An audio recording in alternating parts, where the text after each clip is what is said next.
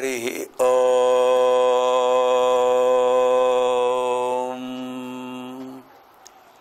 శ్రీ గురుభ్యో నమః. అంతరాయతిమిరోపశాంతయే శాంతపావనమచింత్య వైభవం తం నరం వపుషి కుంజరం ముఖే మన్మహే కిమపి తుందిలం మహః. యా కుందేందుతుషారహారధవళా యా శుభ్రవస్త్రావృతా యా వీణావరదండమండితకరా యా శ్వేతపద్మాసనా యా బ్రహ్మాచ్యుత శంకరప్రభృతిభిః దేవైః సదా పూజితా సా మాం పాతు సరస్వతీ భగవతి నిశ్శేషజాడ్యాపః. యస్యాంతం నాదిమధ్యం నహి కరచరణం నామగోత్రం న సూత్రం నో వర్ణో నైవ జాతిర్న భవతి పురుషో నానపుంసం న చ స్త్రీః నాకారం నైవకారం నహి జనిమరణం నాస్తి పుణ్యం న పాపం తత్వం నో తత్వమేకం సహజ సమరసం సద్గురుం తం నమామి. వ్యాసం వసిష్ఠనప్తారం శక్తేః పౌత్రమకల్మషం పరాశరాత్మజం వందే సుఖతాతం తపోనిధిం. శృతిస్మృతిపురాణానాం ఆలయం కరుణాలయం నమామి భగవత్పాదం శంకరం లోకశంకరం. నారాయణం నమస్కృత్య నరం చైవ నరోత్తమం దేవీం సరస్వతీం వ్యాసం తతో జయముదీరయేత్. అష్టాదశ పురాణేషు వ్యాసస్య వచనద్వయం పరోపకారః పుణ్యాయ పాపాయ పరపీడనం. మద్వయం భద్వయం చైవ భ్రత్రయం వచతుష్టయం అనాపలింగకూస్కాని పురాణాని పృథక్ పృథక్. ఓం ప్రసార మాధ్యమ ద్వారా ప్రసారీభూత అష్టాదశ మహాపురాణాంతర్గత శ్రీ మత్స్య మహాపురాణ ప్రవచన కార్యక్రమాయ సందర్శకేభ్య సర్వేభ్య తథైవ సంస్కృత భాషా జిజ్ఞాసుభ్య శుభస్వాగతం.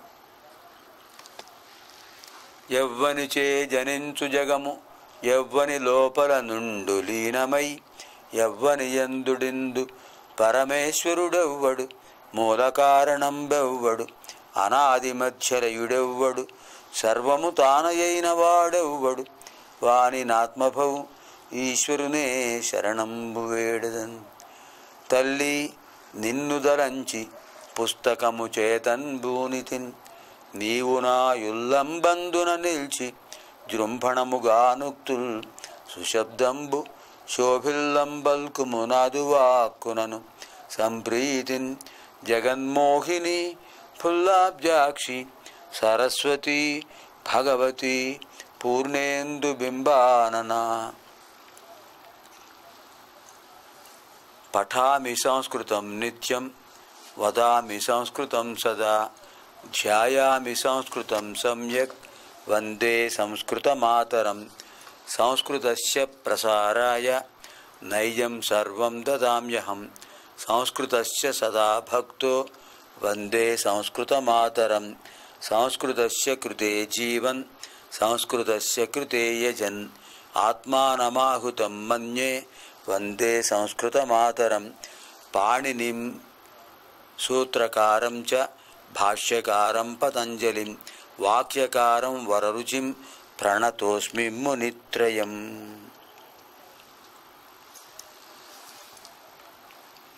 సందర్శక మహాశయులు మంచి మంచి శ్లోకాలు భాగవత పద్యాలు సంస్కృత భాష విశిష్టములైనటువంటి శ్లోకాలు చిన్న వాక్యాలు కూడా అధ్యయనం చేస్తున్నారు. ఇటువంటి సత్సంగంలో మనం అందరం భాగస్వాములం అవుతున్నాం. ఈ అవకాశాన్ని కల్పించినటువంటి కర్త కారయిత చైవ ప్రేరకశ్చ అనుమోదక అన్నట్లుగా ఓం ప్రసార మాధ్యమ నిర్వాహకులు, ప్రవాచకులు, సందర్శకులు, అనుమోదకులు అందరూ కూడా ఈ పుణ్యఫలాన్ని పొందుతారు. ఆయురారోగ్య భోగభాగ్యాలతో చిరకాలం వర్ధిల్లుతారు. సంస్కృత భాషా సరస్వతీ మాత యొక్క దివ్యమైన అనుగ్రహం పొందుతారు. తథాస్తు. హ్యః కార్యక్రమే రాజధర్మ విశేషాः అధీతాः కేచిత్.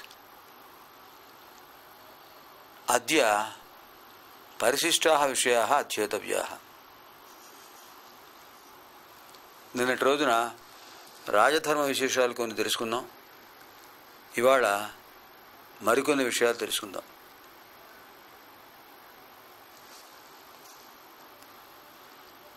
రాజుల ప్రవర్తన ఎలా ఉండేది అని చెప్పడానికి మహాకవి కాళిదాసు రఘువంశంలో చెప్పినటువంటి ప్రమాణం ఉంది. శైశవేభ్యస్త విద్యానాం యౌవనే విషయేషిణాం వార్ధకే ముని వృత్తీనాం యోగే నాంతే తనుచ్యజాం. 4 దశలు. శైశవే అభ్యస్త విద్యానాం, శిశు దశలో బాల్య దశలో విద్యాభ్యాసం చేశారు. పూర్తిగా దృష్టిని విద్య మీద పెట్టారు. విద్యా పారంగతులయ్యారు. శైశవే అభ్యస్త విద్యానాం, శైశవప్రాయంలో విద్యలు అభ్యసించారు. యౌవనే విశేషిణాం, యువకులయ్యారు. భోగభాగ్యాలు అనుభవించారు. వార్ధకే ముని వృత్తీనాం, వృద్ధులయ్యారు. రాజ్యభారాన్ని పిల్లలకు అప్పగించారు. తమ పుత్రులకు వానప్రస్థాశ్రమం స్వీకరించారు. మునివృత్తి అవలంబించారు. తపస్సు చేశారు. వ్రతాలు చేశారు. దీక్షాబద్ధులయ్యారు. చివర ఏమైంది? యోగే నాంతే తనుచ్యజాం. అది చరమ దశ. చరమ దశ, చివరి దశ. యోగేనా అంతే తనుచ్యజాం. అంతే, చివరి క్షణాల్లో యోగాభ్యాసంతో జీవోత్క్రమణ చేశారు. మూలాధార చక్రస్థితమైనటువంటి ఆ ప్రాణశక్తిని ప్రాణాయామపూర్వకమైనటువంటి ప్రణవనాదాన్ని ఆరాధిస్తూ స్వాధిష్టాన చక్రం, మణిపూరక చక్రం,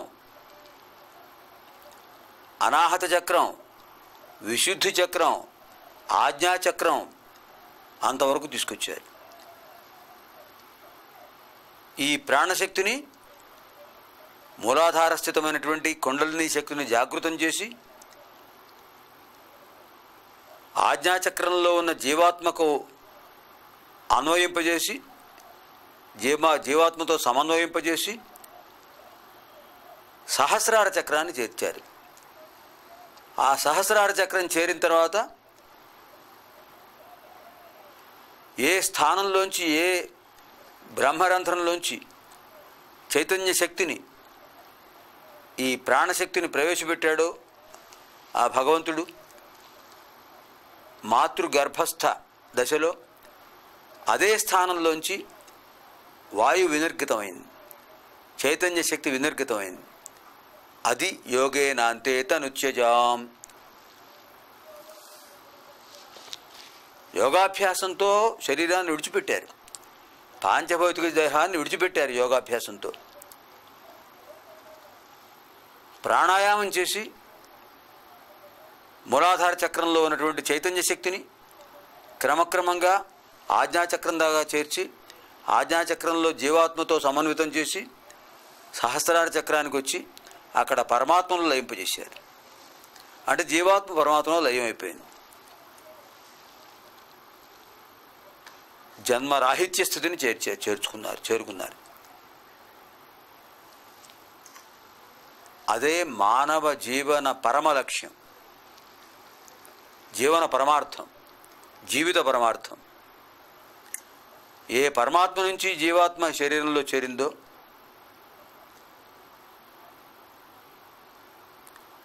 మళ్ళీ అక్కడికి చేరాలి. ఇది సహజ ధర్మం.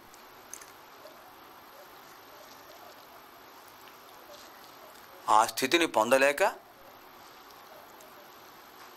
కర్మానుబంధీని మనుష్యలోకే, కర్మానుబద్ధులై సుకృత దుష్కృత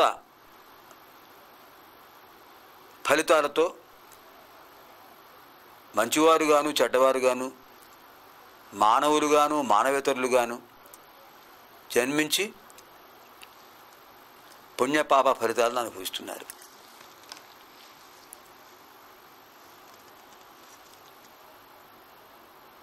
దీని అంతటికీ కారణం కర్మయోగం.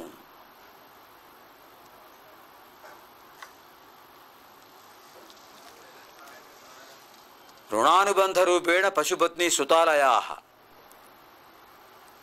అది కూడా కర్మబద్ధమే.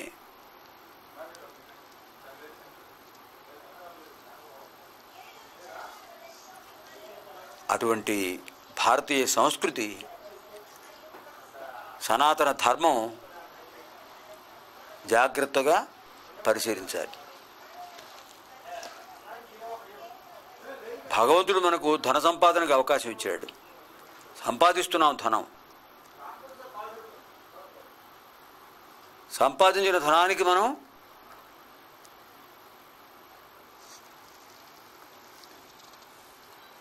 సద్వినియోగం చేయడానికి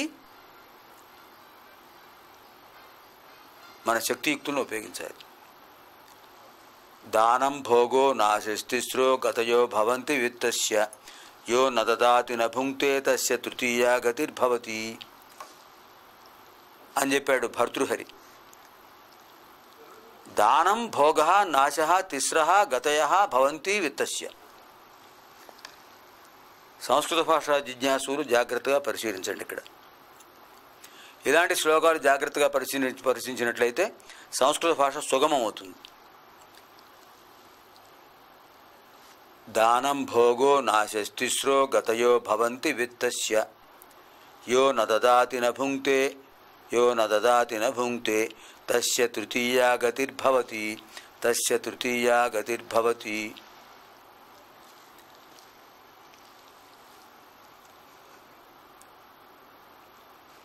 సంపాదించే ధనానికి 3 మార్గాలు ఉన్నాయట. ఇది కూడా రాజధర్మమే. సంపాదించే ధనానికి 3 మార్గాలు ఉన్నాయి. దానం భోగ నాశ తిస్రః గతయ భవంతి విత్తస్య. విత్తస్య ధనమునకు తిస్రః గతయ 3 మార్గాలు భవంతి ఉన్నాయి. చూడండి ఎంత సరళంగా ఉందో సంస్కృత భాష.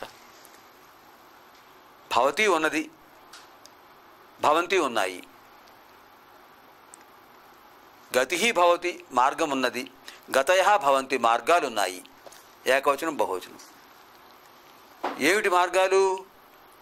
కతి మార్గాస్సంతి. కతి అంటే ఎన్ని? కతి మార్గాస్సంతి, ఎన్ని మార్గాలు ఉన్నాయి? తిస్రః గతయ భవంతి, 3 మార్గాలు ఉన్నాయి.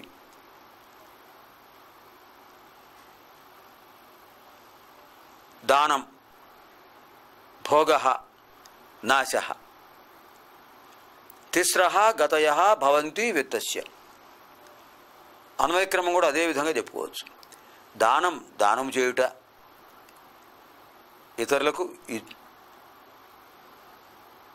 ఇతరులకు ఉపయోగించుట, ఇతరులకు ఇచ్చుట. భోగ తాను దాన్ని ఉపయోగించుకోవడం. ఈ 2 కాకపోతే ఏమైంది? నాశ ఎవరికి ఉపయోగించకుండా నష్టమైపోతుంది. అది 3 మార్గాలు: ఇవ్వనైనా ఇవ్వటం, లేదా అనుభవించటం. ఈ 2 కాకపోతే దాచి దాచి దాచి ఎవరికి చెప్పకుండా వీడు ఎగిరిపోతాడు. అది ఏమవుతుంది? ఈ శ్లోకం రాసినటువంటి సమయం ఎప్పటివాడు? భర్తృహరి క్రీస్తు పూర్వం 1వ శతాబ్దం వాడు. అప్పటికి కోశాగారాలు ఉన్నాయా? కోశాగారం బ్యాంక్. కోశాగారాలు ఉన్నాయా? ధనాన్ని భద్రపరిచే సంస్థలు ఉన్నాయా? మరి ఎలా దాచేవాళ్ళు? కష్టపడి సంపాదించారు. బంగారు నాణ్యాలు, వెండి నాణ్యాలు, రాగి నాణ్యాలు సంపాదించారు. ఖర్చు పెట్టుకోలేదు, ఎవరికి ఇవ్వలేదు. బిందెల్లో దాచారు. ఓ బిందెలో బంగారు నాణ్యాలు, ఓ బిందెలో వెండి నాణ్యాలు, ఓ బిందెలో రాగి నాణ్యాలు, అంతే. వేరే నాణ్యాలు ఉండేవి ఆ రోజుల్లో. ఇవి దాచేసి ఎక్కడ దాస్తాడు? ఇంకా ఇంట్లో, ఆ గృహ ప్రాంగణంలో ఎవరూ చూడకుండా జాగ్రత్తగా కింద తవ్వేసి భూగర్భంలో దాచాడు. దాచిన వాడికి తప్ప మరొకటి తెలియదు. వాడు ఖర్చు పెట్టుకోలేదు, ఒకరికి ఇవ్వలేదు, భూగర్భంలో దాచాడు. వయస్సు మళ్ళింది, పెద్దవాడయ్యాడు, వృద్ధాప్యం వచ్చేసింది. చూపు లేదు, చూపు తగ్గింది, పోయింది. వెనుకటి శక్తి తగ్గింది. చేతులు వణుకుతున్నాయి, కాళ్ళు వణుకుతున్నాయి, నిలబడలేడు. స్మృతి తప్పింది, జ్ఞాపశక్తి క్షీణించింది. కాలం సమీపించింది. శరీరాన్ని విడిచిపెట్టాడు. ఆ ధనం ఎవరికి దక్కుతుంది? నాశః. చేరితే రాజుకు చేరాలి, లేకపోతే భూగర్భంలో నష్టం అయిపోతుంది, ఎవరికి ఉపయోగించకుండా. అది ఇక్కడ చెప్పింది. దానం భోగో నాశస్తిస్రో గతయో భవంతి విత్తస్య. విత్తస్య ధనానికి దానము చేయుట, భోగ ఖర్చు పెట్టుకొనుట, ఈ 2 కాకపోతే నాశనం అయిపోవడం. తిస్రః గతయః భవంతి. 3 మార్గాలు ఉన్నాయి. యో నదదాతి నభుంక్తే తస్య తృతీయా గతిర్భవతి. యో నదదాతి, యో విడదీస్తే యహ అవుతుంది. యహ ఎవడైతే నదదాతి ఇవ్వడో, నభుంక్తే ఖర్చు పెట్టుకోడో, తస్య తృతీయా గతిర్భవతి. ఆ ధనానికి 3వ మార్గం ఏమిటి? నాశం. వాడి ధనం ఎవరికి పనికి రాకుండా ప్రణష్టం అయిపోతుంది. రాజు ఎప్పుడు కూడా ప్రజలకు ఇటువంటి స్థితి రాకుండా చూడాలి. తమ యొక్క ధనాన్ని ఇతరులకు సహాయం చేసే విధంగా రాజు ప్రజలకు ఉద్బోధకరం చేయాలి. తను చేస్తుంటే వాళ్ళు చేస్తారు. యజ్ఞయాగాలు చేయాలి రాజు, అన్నదానాలు చేయాలి, అందరికీ సహాయం చేస్తుండాలి. ఎవరు ఏదడిగినా ఇస్తుండాలి. రాజుగారి పుట్టినరోజు వచ్చిన జన్మదినోత్సవ కార్యక్రమం, ఆ రోజు మంచి వ్రతాలు చేశాడు. సత్యనారాయణ వ్రతం చేశాడు, లేదా 1,00,000 వర్తి వ్రతం చేశాడు. రాజుగారు రాణిగారు కలిసి చేశారు. సమృద్ధిగా అన్నదానం చేశారు, దాన ధర్మాలు చేశారు, గోదానం చేశారు, భూదానం చేశారు, స్వర్ణదానం చేశారు. ఇవ్వగలిగే శక్తి ఉంది కనుక ఇచ్చాడు. ఇది దృష్టిలో పెట్టుకుని రాజ్యంలో ఉన్న ధనవంతులు కూడా ఈ మార్గంలోనే ఉన్నారు. అందరూ దానం చేసేవాళ్ళైతే పుచ్చుకునేవాడు ఎవడున్నాడు?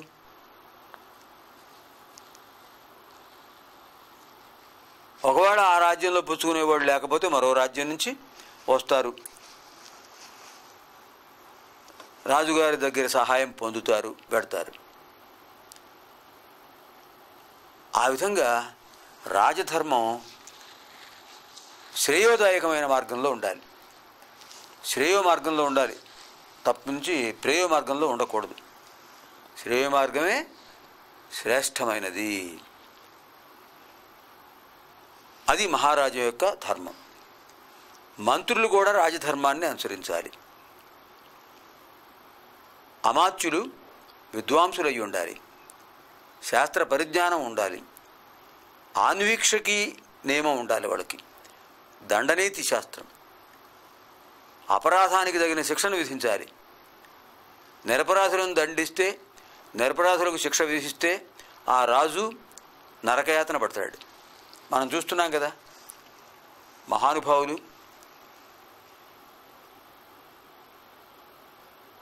జపం, తపం, శిష్యులకు ఉద్బోధలు చేయటం, ప్రబోధాలు చేయటం, ప్రజలను మంచి మార్గంలో పెట్టడం, లోక శ్రేయస్సు కోసం, లోక కళ్యాణం కోసం యజ్ఞయాగాలు చేయటం, ఇవి తమ ధర్మంగా చాతుర్మాస్య వ్రత దీక్షలు నిర్వహిస్తూ ఉండేటటువంటి మహానుభావులైన పీఠాధిపతులను అన్యాయంగా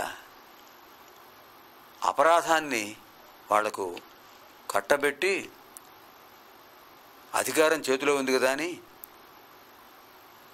ఆ మహానుభావుల్ని కారాగార బద్ధుల్ని చేస్తే వాళ్ళు ఏం మాట్లాడకుండా మౌనంగా ఉండి, కారాగారంలో కూడా వాళ్ళ తమ ధర్మాన్ని నిర్వర్తించి మహానుభావులు అంతా దైవాధీనం అనే భగవంతుడికి విడిచిపెట్టారు. సర్వం శ్రీకృష్ణ పరమార్పణమస్తు, శ్రీకృష్ణ పరబ్రహ్మార్పణమస్తు అని అనుకున్నారు. కనుక ఏం చేయలేక, నిరూపణ చేయలేకపోయారు. వాళ్ళు నిరపరాధులు, అపరాధం చేశారని కల్పించారు. ఎన్నాళ్ళు ఉన్నాయి అవి? వాళ్ళ అపరాధాన్ని ధృవీకరించలేకపోయారు, న్యాయస్థానంలో ప్రకటించలేకపోయారు. ఆ పుణ్యమూర్తులు మళ్ళీ స్వస్థానానికి వెళ్ళారు. కానీ ఆ ఫలితం ఏమైంది? పొందారు వీళ్ళు. ఆ శిక్షను 10 రెట్లు అనుభవించవలసి వస్తుంది ఇప్పుడు. అది మనం చూస్తూనే ఉన్నాం ఇలాంటివి. కనుక ఎప్పుడు కూడా రాజధర్మం చాలా కష్టమైనది. మంత్రులు కూడా రాజుకు సహకరించాలి. ఏతే విశేషాः ఆగామి కార్యక్రమే శ్వः పునర్మేళనానంతరం అధ్యయనం కర్వామహై. రేపు మళ్ళీ మనం కలుసుకున్న తర్వాత ఈ విశేషాలు అధ్యయనం చేద్దాం. ధర్మస్య జయోస్తు అధర్మస్య నాశోస్తు ప్రాణిషు సద్భావనాస్తు విశ్వస్య కళ్యాణమస్తు. దివ్యాం భవ్యాం సుబోధాం చ శుద్ధాం అర్థప్రదాయినీం జననీం బహుభాషాణాం వందే గీర్వాణ భారతీం. అసతో మా సద్గమయ తమసో మా జ్యోతిర్గమయ మృత్యోర్మా అమృతం గమయ. ఓం శాంతి శాంతి శాంతి. స్వస్తి.